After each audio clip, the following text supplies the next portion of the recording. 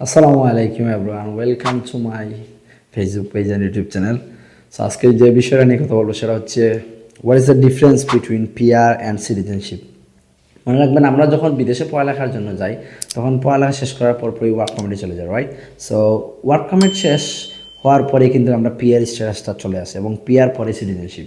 মনে রাখবেন, পিআর এবং সিটিজেনশিপ প্রায় সেম। জাস্ট কি মনে করেন, আপনি পিআরে যে সুবিধা পারবেন, লাইকস আপনার যদি ছেলে সন্তান থাকে, তারা যদি বেনিফিটস পায় থাকে, তাহলে সিটিজেনশিপ তারাই পাবে।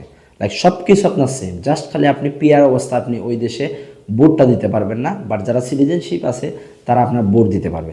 এই হচ্ছে মেজর মনে করেন আপনার পার্থক্য। আর বাকি সবগুলো আছে, মনে করেন আপনি মেডিকেল বেনিফিট পাবেন, সব কিছু এখানে মর্গেজ সবগুলো আপনি বেনিফিট পাবেন, জাস্ট শুধুমাত্র ভোটটা দিতে পারবেন না।